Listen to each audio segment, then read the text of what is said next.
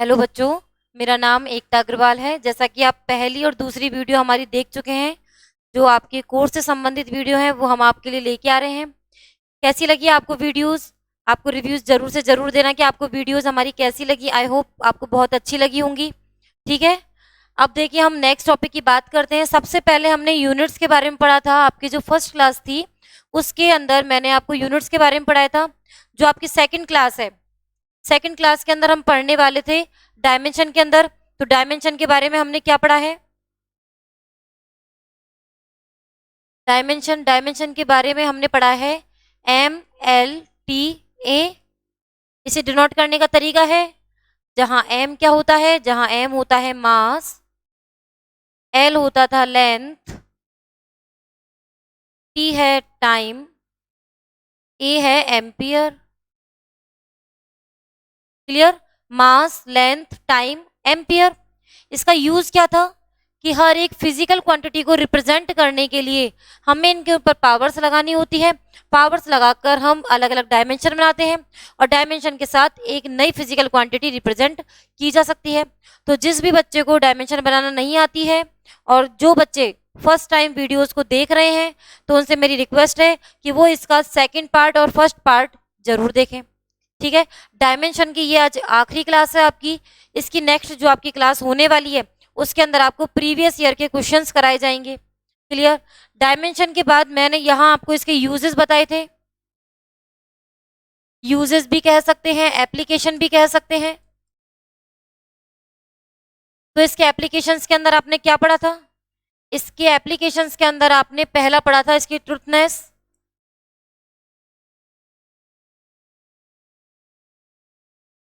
Formula making,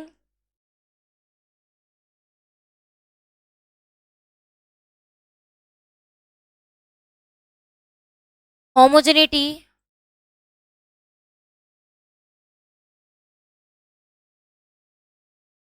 then homogeneity हो गया, ट्रुथनेस हो गया, आपका फॉर्मूला मेकिंग हो गया। एक होता है कन्वर्जन। ये आपके 4 पॉइंट थे, जिसमें से आपको फर्स्ट क्लियरली ट्रुथनेस वाला हमने कंप्लीट करा दिया था। तो आज की क्लास जो होने वाली है वो इन टॉपिकों पे होने वाली है, formula making, homogeneity and conversion. ये हम कैसे करते हैं वो आज की क्लास के अंदर हम देखेंगे। इसके साथ ही आपका जो डायमेंशन का टॉपिक है वो पूरा खत्म हो जाएगा। तो देखते हैं, सबसे पहले हम स्टार्ट करेंगे होमोजेनिटी।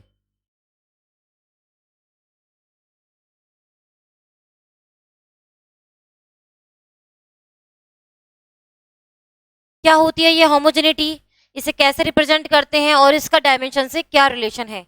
सबसे पहली बात हम आपको ये बता दें कि यदि लेंथ को लेंथ में ऐड करोगे तो क्या आता है? लेंथ आता है। इसी प्रकार टाइम को टाइम में ऐड करोगे तो क्या आएगा? टाइम आएगा। क्लियर?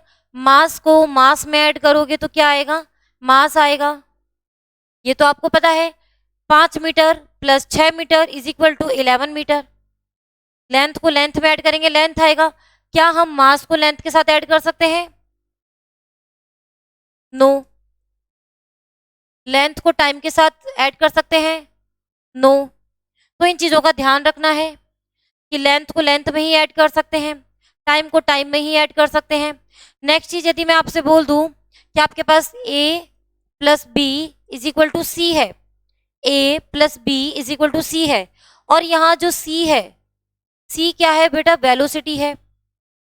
c क्या है? वेलोसिटी है। तो a एंड b क्या होगा? यदि a plus B is equal to C में c आपको वेलोसिटी दी हुई है, तो a और b क्या होगा? क्या होगा a? अब ये वेलोसिटी आया है, इसका मतलब वेलोसिटी को वेलोसिटी में ऐड करते हैं, ये भी क्या होगा? वेलोसिटी होगा। और ये भी क्या होगा? वेलोसिटी होगा। क्लियर? अभी ऐसे समझ में नहीं आएगा, इसके कुछ क्वेश्चंस हमको लेने पड़ेंगे, तब जाके ये आपको क्लियर होगा। तो इसका एक हम ले लेते हैं problem first. b is equal to a plus b x. यहां आपको गिवन है v is velocity, x is distance.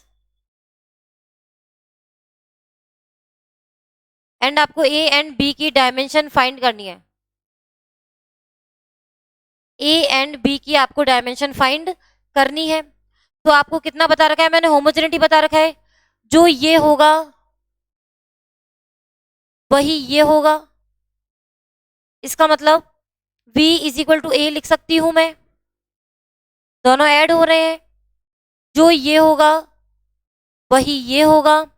It means v is equal to b x. ठीक है, कि वेलोसिटी आ रही है तो वेलोसिटी के दो पार्ट हो गए, ये भी वेलोसिटी होनी चाहिए, ये भी वेलोसिटी होनी चाहिए, तभी तो आपस में जुड़ेंगे ये। क्लियर। अब देखिए, आप जानते हो वेलोसिटी के लिए क्या होता है dimension, L T minus one. ये हो गया आपका कंप्लीट।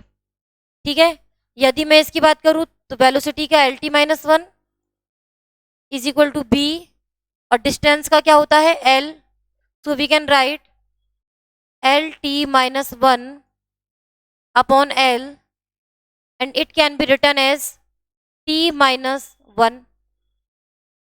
अब आपसे पूछ ले कि ये किस फिजिकल क्वांटिटी को रिप्रेजेंट कर रहे हैं, ये किस फिजिकल क्वांटिटी को रिप्रेजेंट कर रहे हैं, कैसे पता लगाएंगे कौन सी फिजिकल क्वांटिटी रिप्रेजेंट हो रही है, इनकी डायमेंशन से। L T minus one velocity, इसका मतलब जो आपको ए दे रखा है वो क्या है, वेलोसिटी है। ये टी माइनस वन किसकी होती है, फ्रीक्वेंसी। क्या आपको जो बी दे रखा था वो क्या दे रखा है, फ्रीक्वेंसी दे रखा है। क्लियर, इसको एक बार देख लीजिए, 1 2 3। अगला देखते हैं हम, अगला एग्जाम्पल।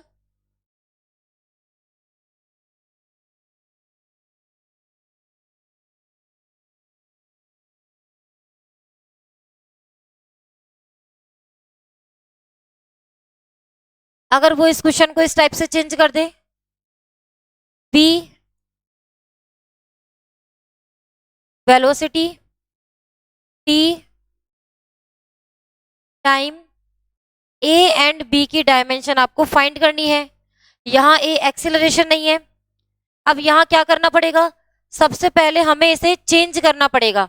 कैसे, v is equal to a upon t square plus b t upon t square, ये करना पड़ेगा।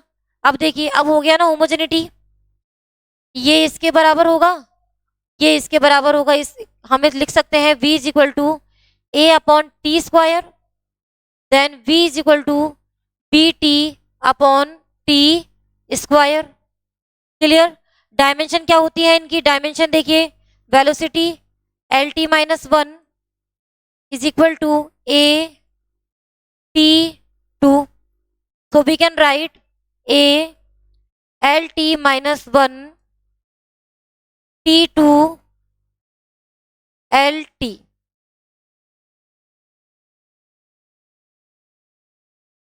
l t सेकंड का देखा जाए, t से t कैंसिल हो जाएगा, v इज इक्वल टू क्या बचा, v t l t minus one into T, ये हो गया है केवल l। इस तरीके से हम होमोजेनिटी देखते हैं, और भी काफी सारी है, अभी हम कराते हैं आपको। इसे फटाफट से नोट कर लीजिए, इसे नोट कीजिए, जितना हो सके लाइक कीजिए, शेयर कीजिए, सब्सक्राइब कीजिए। इस एजुकेशन को तो आप ले ही सकते हो, काम की बात है ये तो। ठीक है, और जो बच्चे हमारे ऑफलाइन कोर्सेज में हमारे साथ जुड़ना चाहते हैं उनका भी मोस्ट वेलकम है। क्लियर। अगले क्वेश्चन की हम बात करते हैं, problem number third. Problem number third क्या होगी, हम क्या ले लें, y is equal to a sine omega t, y is equal to a sine omega t, इसको ले लीजिए। इसके अंदर वो आपसे क्या पूछेगा, y क्या है, डिस्टेंस है, a आपको फाइंड करना है, ओमेगा क्या होता है, एंगुलर फ्रीक्वेंसी,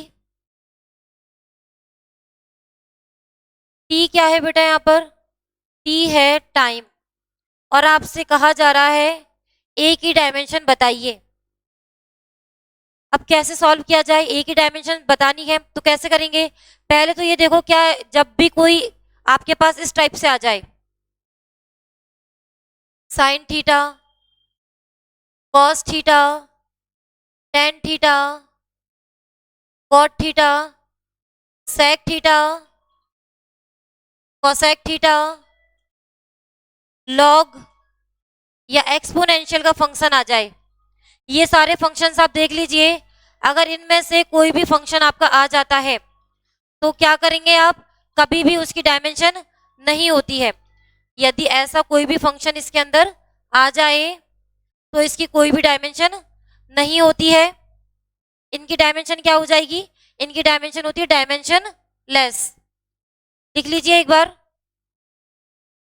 कि ये सब डायमेंशन लेस होते हैं, फटाफट से लिखो।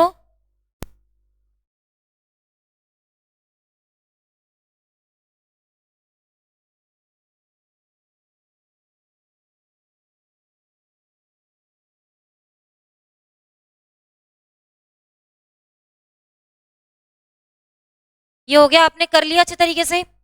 यहां इनकी कोई डायमेंशन नहीं होती, तो इसके अंदर देखिए sign omega T, sign omega T को आप देख रहे हो, साइन ओमेगा टी कैसा हो जाएगा बेटा, डायमेंशन लेस हो जाएगा। साइन ओमेगा टी भी कैसा हो जाएगा, डायमेंशन लेस हो जाएगा। तो आपके पास केवल कितना सा फंक्शन बचा, y is equal to a. Y क्या है, कोई लेंथ होगा, ये लीजिए आगे इसकी डायमेंशन। इसके लिए आपको सोचने की जरूरत ही नहीं है कि ओमेगा का फंक्शन क्या होगा, टी का फंक्शन क्या होगा, कुछ नहीं, डायरेक्ट आप इससे आंसर इसका निकाल सकते हैं। आप इसे फटाफट से नोट कर लीजिए।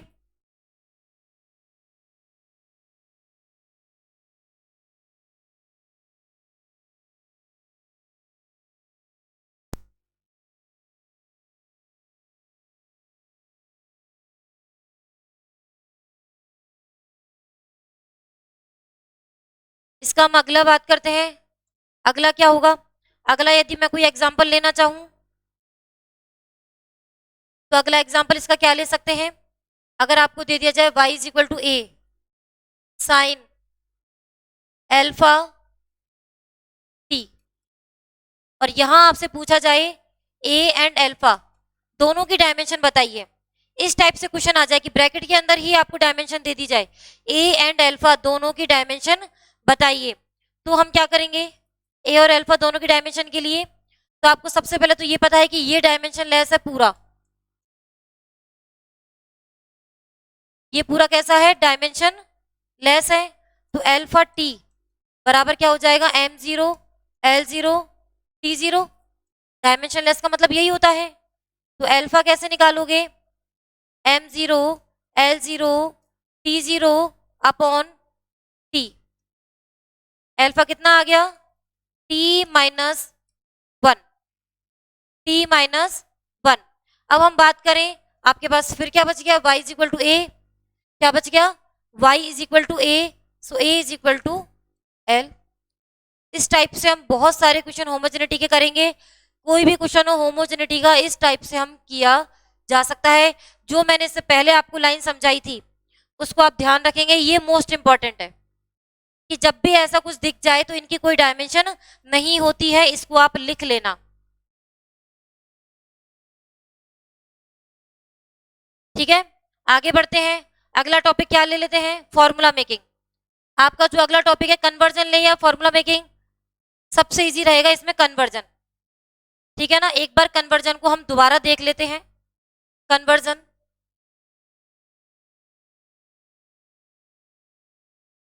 देखिए कन्वर्जन के अंदर कुछ नहीं है, M K S to C G S या C G S to M K S आपको कन्वर्जन करना होता है। M K S to C G S to M K S आपको कन्वर्जन करना होता है। ठीक है, तो एम के एस का मतलब क्या होता है, अब जिसने मेरी प्रीवियस वीडियो देखी हुई है उसको अच्छे से पता है, metre kilogram second, metre kilogram second, CGS centimetre gram second, metre kilogram second and centimetre gram second. Clear. अब देखिए कन्वर्जन क्या करेंगे, कन्वर्जन के लिए आपको कौन सा फॉर्मूला पता होना चाहिए? N1U1 is equal to N2U2। Conversion के लिए कौन सा फॉर्मूला होता है आपके पास? N1U1 is equal to N2U2, ये फॉर्मूला होता है। एक आपको ये क्या होता है, ये गिवन होता है, और ये आपको फाइंड करना पड़ता है। एक आपको गिवन होता है, एक आपको फाइंड करना होता है। N1 and N2 are constant number and U1 and U2 are units। ठीक है, ये हो गया है, इसको आप नोट कीजिए, नोट कर लीजिए। और यदि किसी बच्चे को इसकी पीडीएफ चाहिए तो पीडीएफ भी मिल सकती है। आपको जो नंबर दिया गया है उस पर आप मैसेज कर देना, आपको ग्रुप से लिंक कर दिया जाएगा। ठीक है, एक क्वेश्चन लेते हैं। 5 किलोग्राम इंटू न्यूटन, या फिर अभी रुक जाइए, 5 किलोग्राम इंटू मीटर पर सेकेंड स्क्वायर को आपको कन्वर्ट करना है सीजीएस सिस्टम के अंदर। सीजीएस सिस्टम में कन्वर्ट करना है तो मतलब कि यहां आना चाहिए ग्राम सेंटीमीटर पर सेकेंड स्क्वायर। N1 U1 बराबर N2 U2। N1 कितना है? 5। U1 कितना है? किलोग्राम इंटू मीटर पर सेकेंड स्क्वायर बराबर N2 ग्राम सेंटीमीटर पर सेकेंड स्क्वायर। सेकेंड स्क्वायर से सेकेंड स्क्वायर कैंसिल हो गया, यहां कितना बचा? 5। 1 kilogram is equal to 1000 gram. 1 metre is equal to 100 centimetre is equal to N2 gram centimetre. कुछ कट रहा है, ग्राम से ग्राम, सेंटीमीटर से सेंटीमीटर गया, क्या बचा आपके पास? Only 5 into 10⁵। N2 कितना बचा? 5 इंटू 10⁵। इसे पहले फटाफट से नोट कर लीजिए।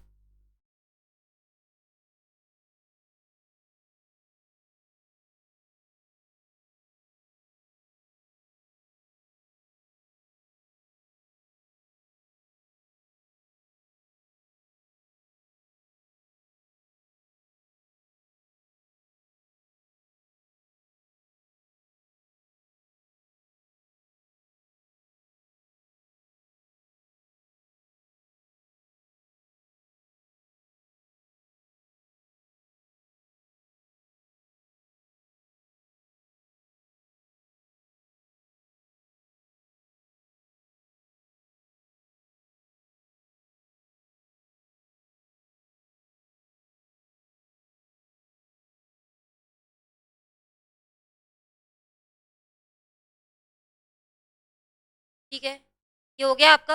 अब इसे लिखेंगे कैसे?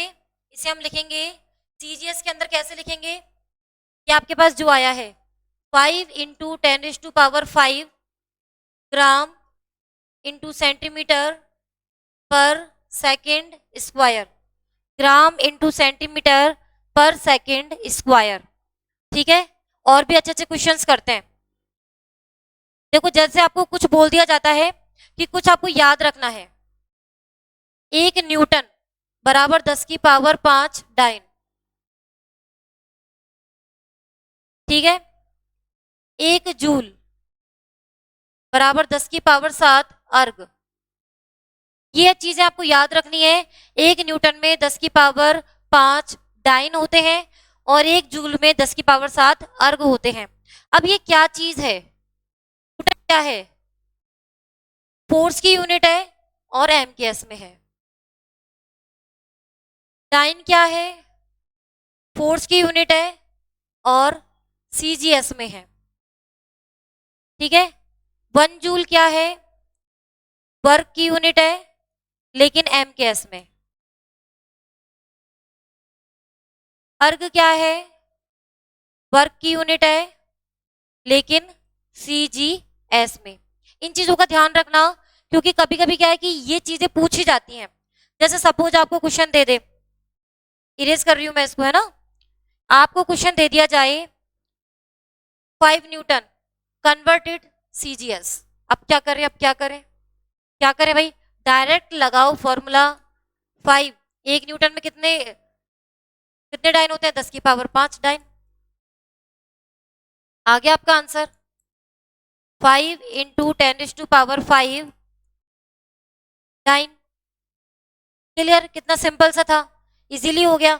आपको बोल दिया जाए कि 5 न्यूटन इंटू मीटर स्क्वायर है, इसे सीजीएस में कन्वर्ट करो। 5 न्यूटन इंटू मीटर स्क्वायर है, इसे सीजीएस में कन्वर्ट करो। फटाफट से होना चाहिए।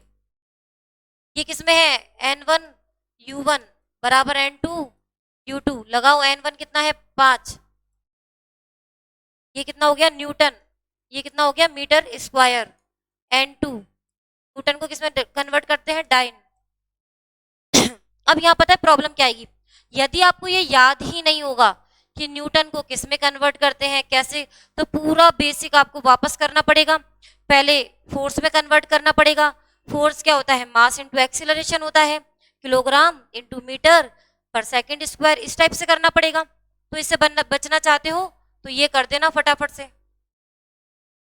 ठीक है, 5 10⁵ डाइन इंटू 1 मीटर में 100 सेंटीमीटर होते हैं, इसका स्क्वायर। डायरेक्ट अलग अलग कर लो।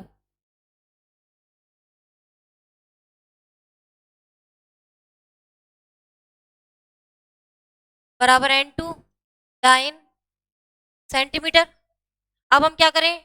डाइन से डाइन कैंसिल, सेंटीमीटर स्क्वायर से सेंटीमीटर का स्क्वायर कैंसिल। क्या बचा यहाँ? 5 इंटू 10⁵ इंटू 10⁵ कितनी हुई है? 4 बराबर N2। लीजिए, सीधा सा आंसर आ गया इसका। 10⁹ बराबर N2। इसे नोट कर लो, फटाफट से नोट करो।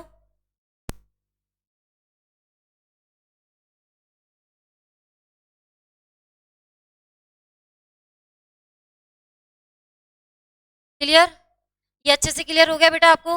विजन तो अच्छे से दिख ही रहा है आपको, क्लियर है। और आपकी लाइव क्लास लेने वाले हैं हम, ठीक है ना। आपके हम हो सकेगा जितनी हम लाइव क्लासेस भी लेंगे, तो लाइव क्लासेस के लिए आप लोग रेडी रहना। बेल आइकन को प्रेस कर देना, जिससे कि आपके पास नोटिफिकेशन आ जाए। क्योंकि टाइमिंग का हम फिक्स नहीं बता सकते आपको टाइमिंग क्या है।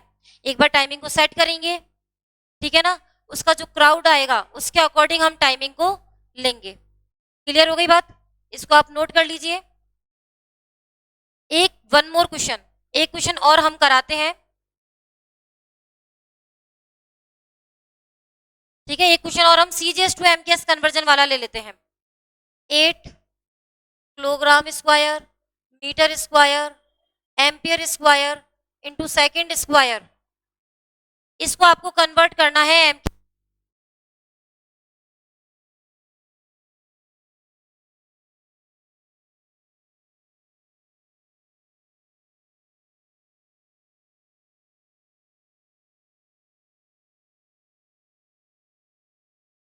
ठीक है, इसको कन्वर्ट करते हैं हम सीजीएस में। सीजीएस में कैसे करेंगे? किलोग्राम को हम क्या लिख सकते हैं? ग्राम का स्क्वायर। मीटर को हम लिख सकते हैं सेंटीमीटर का स्क्वायर। एम्पियर एम्पियर ही रहता है। सेकंड सेकंड ही रहता है। तो कैसे चेंज करें? N1 U1 बराबर N2 U2। N1 8। अब देखिए, एम्पियर और सेकंड स्क्वायर ये तो सेम ही आ रहा है, तो इसको तो हम चेंज नहीं करेंगे। हम किलोग्राम और मीटर पे ध्यान दे देते हैं। किलोग्राम का स्क्वायर मीटर का स्क्वायर बराबर N2 ग्राम का स्क्वायर सेंटीमीटर का स्क्वायर।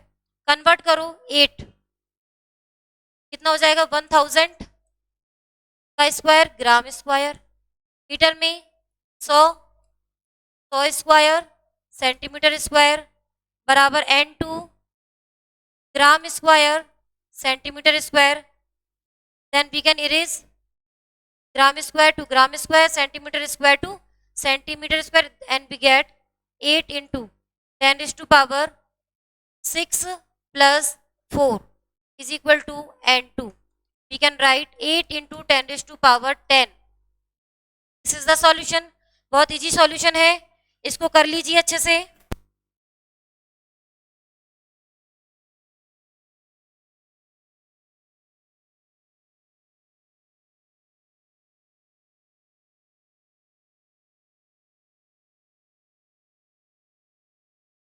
स्क्रीनशॉट ले लिया आपने. अब स्टार्ट करते हैं अपना अगला टॉपिक. आई होप आपको ये तो अच्छे समझ में आ गया होगा कि इस टॉपिक में क्या करना था, कैसे करना था. ठीक है, आज थोड़ी सी क्लास डिस्टर्ब रही है आपकी. डिस्टर्ब वैसे मैंने आपकी होने नहीं दिया बिल्कुल भी क्लास. ठीक है, क्लियर.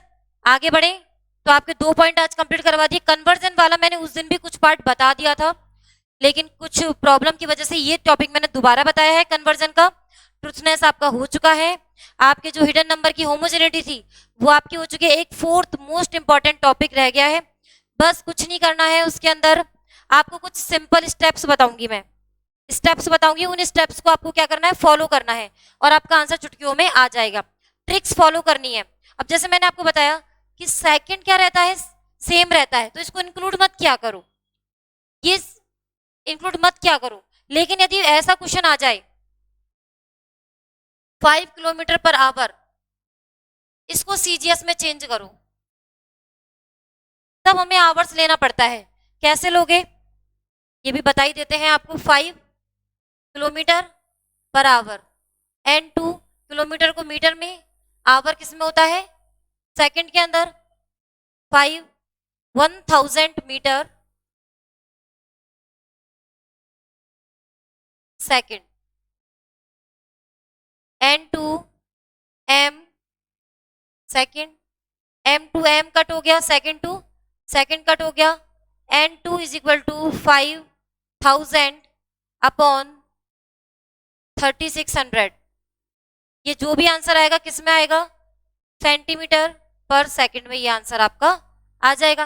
तो ऐसा नहीं है कि सेकंड कभी चेंज होता ही नहीं है, वो आपको क्वांटिटी को देखना पड़ेगा कि आपको क्या दे रखा है, उसके अकॉर्डिंग ही हम उसको चेंज करेंगे. क्लियर हो गई बात आपकी. अब हम अगला टॉपिक लेते हैं, फॉर्मूला मेकिंग. फॉर्मूला मेकिंग लेते हैं, या फिर हम इसको बोल सकते हैं कि पावर्स फाइंड आउट, कि पावर्स को हम कैसे फाइंड आउट करते हैं. ठीक है, तो इसके लिए सबसे पहले सिंपल स्टेप्स लेते हैं. एक क्वेश्चन से स्टार्ट कर दें, एक क्वेश्चन से स्टार्ट कर देते हैं. एक शानदार सा क्वेश्चन ले लेते हैं. आपका क्वेश्चन है, मास m is dependent on length,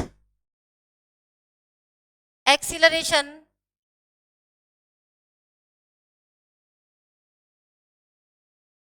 so mass m is dependent on length and acceleration.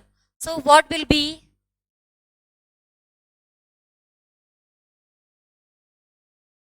relation? और आपसे पता क्या पूछा जा सकता है, m प्रोपोर्शनल l की पावर आपने x ले ली है और एक्सीलरेशन की पावर y. तो आपसे ये भी पूछा जा सकता है कि x एंड y क्या है. 2 टाइप के क्वेश्चन बनते हैं. पहला क्वेश्चन तो ये है, ठीक है, कि आपको ये बताया जाएगा कि रिलेशन क्या है इनके बीच में, रिलेशन पूछ लेगा. दूसरा टाइप का क्वेश्चन ये होता है कि इनके बीच में ऐसा लगा कि आपसे पावर्स पूछ ले कि यहाँ x और y क्या आएगा. इस क्वेश्चन को हम कराएंगे आपको इस क्वेश्चन के बाद. पहले ये वाला क्वेश्चन हम लेंगे कि जो टाइम पीरियड है t depends on length l and acceleration g. Gravitational acceleration है ये. Then find out the x and y.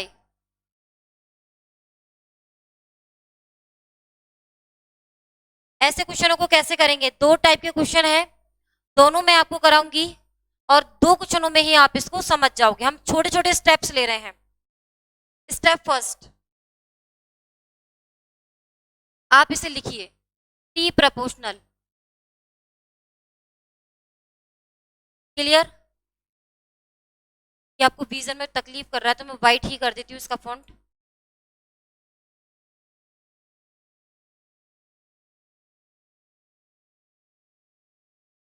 Step second,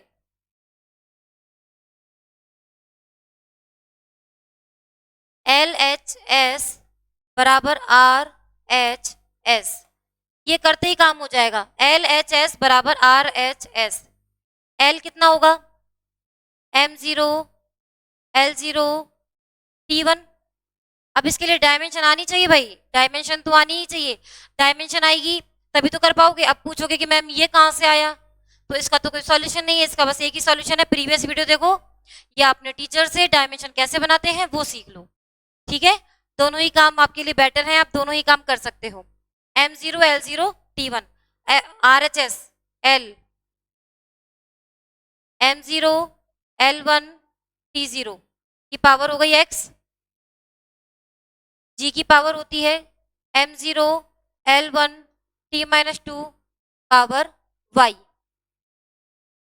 अब देखिए m कितना हुआ, यहां भी 0 है, यहां भी 0 है, 0 आ गया। L 1 into x, L 1 into y plus t, देखिए 0 के हम x से मल्टीप्लाई करेंगे 0, -2 को y से मल्टीप्लाई करेंगे -2y। क्या मिला हमको? हमको मिल गया M0 L की power x plus y t की पावर -2y। अब हम क्या करेंगे? कंपेयर। अब हम क्या करेंगे? कंपेयर। कंपेयर किसकी करेंगे? पावर्स की कंपेयर करेंगे। तो पावर्स की कंपेयर करा, m तो 0 0 है, m को कंपेयर नहीं करेंगे, l को कंपेयर करो। LHS में l कितना है? 0। RHS में x plus y, x is equal to -y। t को कंपेयर करो 1, यहां कितना है t? -2y। Then we get y is equal to -1/2। y कितना आ गया? -1/2। ये वैल्यू इसमें रख दो तो क्या आ जाएगा? x is equal to 1/2। तो आपके पास पावर्स आ गई। x कितना आ गया? 1/2। y कितना आ गया? 1/2। क्लियर? अब यदि मुझे इस फॉर्मूले को लिखना पड़े तो मैं कैसे लिखूंगी? यदि मुझे इस फॉर्मूले को लिखना पड़े तो हम कैसे लिखेंगे? t प्रपोर्शनल l की पावर x 1/2, g की पावर -1/2, t प्रपोर्शनल √l/g। लिख सकते हैं इसको, t प्रपोर्शनल √l/g। स्क्रीनशॉट लेना चाहो ले लीजिए। ठीक है, हम हट जाते हैं। मतलब कि हमने सबसे पहले क्या करना है? सबसे पहले हमें करना है कि क्वेश्चन क्या दिया हुआ है। यदि क्वेश्चन में आपसे पूछा है कि पावर्स बताइए, तब तो आंसर यहीं पे आ गया आपका 1/2 -1/2। और यदि क्वेश्चन के अंदर रिलेशन दे दे कि टी प्रपोर्शनल ये, टी प्रपोर्शनल ये, बहुत सारे रिलेशन दे दे, तब आपको इसको पावर्स को रख के ये वाला रिलेशन फाइंड करना पड़ेगा। स्टेप्स LHS बराबर RHS करने हैं। तो LHS बराबर RHS करना चाहते हो तो सबसे पहले LHS की डायमेंशन लिखेंगे, फिर RHS की डायमेंशन लिखेंगे। उन दोनों डायमेंशन को आप क्या करोगे? कंपेयर करोगे। पावर्स को ऐड करने में गलती मत कर देना। ठीक है, बात हो गई यहाँ पे क्लियर? अब हम स्टार्ट करें आपका अगला। इससे पहला जो क्वेश्चन है वो ले लेते हैं। m प्रपोर्शनल l की पावर x a की पावर y। अब इसको कैसे निकालेंगे? देखिए LHS बराबर RHS, मास की डायमेंशन क्या होती है? m, बाकी सब 0, is equal to RHS L। इसको डायरेक्ट ऐसे लिख सकते हो, आप डायरेक्ट भी लिख सकते हो, l की पावर x डायरेक्ट भी लिख सकते हैं, g L T -2 y, तो यहाँ कितना हो गया, आप डायरेक्ट लिख लो m1 l0 t0 बराबर l की power x plus y t की पावर माइनस 2y। अब करो कंपेयर, m की तो कोई पावर ही नहीं है, इधर इधर तो m है ही नहीं है, m नहीं है तो m को यूज ही नहीं करेंगे। अगर हम m को कंपेयर करते हैं तो कितना आ रहा है, 1 is equal to 0, not considered.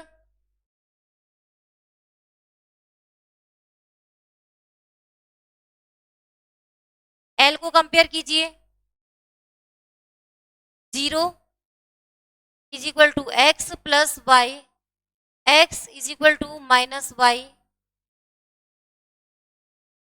t को कंपेयर कीजिए, t को कंपेयर कर रहे हैं, यहां आ रहा है 0 बराबर minus 2y, it means y is equal to 0, y is equal to 0, so we can write x is also equal to 0। मतलब यदि इसके ऑप्शन दिए हुए होंगे तो ऑप्शन कैसे दे रखे होंगे इसके, देखिए ऑप्शन होंगे -1, x बराबर 0, y बराबर 1, x बराबर 0, y बराबर -1, x बराबर 0, y बराबर 0। कौन सा ऑप्शन चूज करके आओगे बच्चों, ये वाला, कि जो मास है वो लेंथ पर और एक्सीलरेशन पर डिपेंड ही नहीं करता है। तो इस तरीके से भी आंसर आते हैं, तो घबराने की जरूरत नहीं है। अरे भाई जो डिपेंडेंट है उसी के लिए तो बताया जाएगा, जो डिपेंडेंसी ही शो नहीं कर रहा उसके लिए हम क्या बताएंगे। तो आज की स्लाइड्स को एक बार हम फिर से देख लेते हैं।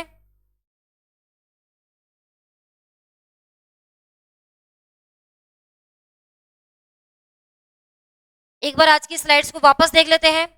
ये हमने यूनिट्स के बारे में जो प्रीवियस क्लास के अंदर चर्चा करी थी, वो है आपका लेक्चर नंबर 1 है ये। फिर हमने आपको डायमेंशन के बारे में बताया है कि पूरी डायमेंशन कैसे बनती है, एम एल टी ए के फॉर्म में बनती है। वैसे तो फिजिकल क्वांटिटी कितनी होती है, 7 होती है, तो 7 फिजिकल क्वांटिटी की 7 टाइप की जो डायमेंशन है वो तो हम बना सकते हैं, बताया हुआ है मैंने आपको। 7 फिजिकल क्वांटिटी है तो 7 डायमेंशन तो इसकी बनेगी, ठीक है। यहाँ हम यूज केवल एम एल टी ए लेते हैं। 3 कौन कौन सी है जो यूज में नहीं लेते, एक तो केल्विन नहीं लेते, एक हम मोल नहीं लेते, एक हम कैंडेला नहीं लेते, ठीक है ना। इन्हें हम 12th क्लास में भी आपके 1-2 जो है वो यूज में आएंगी, क्योंकि मोल जनरली केमिस्ट्री में यूज में आता है, ठीक है ना। बाकी आपको जो थर्मोडायनेमिक्स आप पढ़ने वाले हो उसके पार्ट में हम थोड़ा बहुत इसको मोल को और केल्विन को हम लेंगे, बट कैंडेला तो फिर भी यूज में नहीं आएगा, क्लियर। तो इसके लिए देखना, अब मैंने आपको बताया था कि यूजेस, इसके एप्लीकेशंस क्या है। एप्लीकेशंस में ट्रुथनेस है, फंडामेंटल जो फॉर्मूला मेकिंग है, होमोजेनिटी है, कन्वर्जन है। तो इससे पहली वाली क्लास के अंदर आपको ट्रुथनेस बता दी थी, कैसे देखते हैं, LHS बराबर RHS करते हैं, LHS बराबर RHS करते हैं, दोनों की अगर डायमेंशन सेम आती है तो हम क्या करते हैं, इनको यूज में लेते हैं। नेक्स्ट अगर मैं बात करूं तो कभी भी आपको बताया हुआ है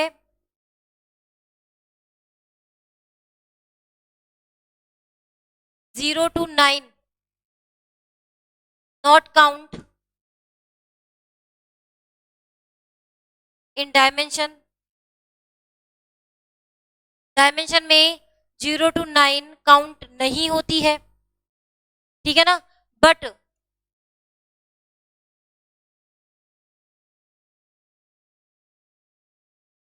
count in powers, but count in powers, powers में हमेशा काउंट रहती है। फॉर्मूला मेकिंग की हम बात करें, जस्ट अभी फॉर्मूला मेकिंग आपको समझाया है, होमोजेनिटी कन्वर्जन। देखते हैं अगले के अंदर हमने क्या किया है, होमोजेनिटी। होमोजेनिटी में क्या बताया है, LHS पार्ट आपका जैसा है RHS पार्ट को भी वैसा बनाना पड़ेगा। LHS पार्ट लेंथ है, ये भी लेंथ, LHS पार्ट टाइम है, टाइम, ये मास है, तो ये दोनों भी क्या होंगे, मास होंगे। इसका सीधा सा example, B is equal to a plus b x. यहाँ ए और बी कोई कांस्टेंट है जिनके बारे में हम नहीं जानते, कोई ऐसी फिजिकल क्वांटिटी है जिसके बारे में हम नहीं जानते। अपने मन से ही दिमाग मत लगाना, ए दिया हुआ है तो वो एक्सेलरेशन होगा ही होगा, ऐसा कुछ भी जरूरी नहीं है। तो ये हो जाएगा आपका, ये वेलोसिटी है तो ये भी वेलोसिटी होगी और ये भी वेलोसिटी होगी, दोनों को अलग अलग रखा, आंसर निकाल दिया। इसी प्रकार से इस एग्जाम्पल के अंदर अपॉन में आ रही थी चीजें, अपॉन में आ रही थी तो हमने क्या किया, दोनों को अलग अलग कर लिया, अलग अलग करने पे इसका आंसर आएगा। ठीक है, ये देखो मैंने ये जो सबसे इंपॉर्टेंट चीज यही है, काफी क्वेश्चन आपके इसी टाइप से पूछे जाते हैं। ठीक है ना, कि आप इसका वो बताइए आंसर। जैसे कि क्वेश्चन है, मैं आपको देती हूँ, P बराबर alpha upon beta sine omega T. यहाँ P क्या है, पावर, P क्या है, पावर। तो बताइए एल्फा अपॉन बीटा क्या होगा। होमवर्क है ये, बताना सभी बच्चे, कमेंट करना कि यदि P पावर है तो एल्फा अपॉन बीटा क्या होगा, एल्फा अपॉन बीटा की जो डायमेंशन है वो क्या बनेगी, बताइएगा आप। अगली हम बात कर लेते हैं, जैसे ये भी एग्जांपल दिया था, ये भी एंगल का था, एंगल था तो यहाँ से भी हमने एंगल को रिमूव कर दिया, एंगल को हमने क्या कर दिया, डायमेंशन लेस कर दिया। डायमेंशन लेस होते ही m0 l0 t0, एल्फा आपको पूछा है, टी टाइम है आपको पता है, ऊपर लेके गए, काम खत्म। y इज इक्वल टू यहाँ क्या बचा, केवल a।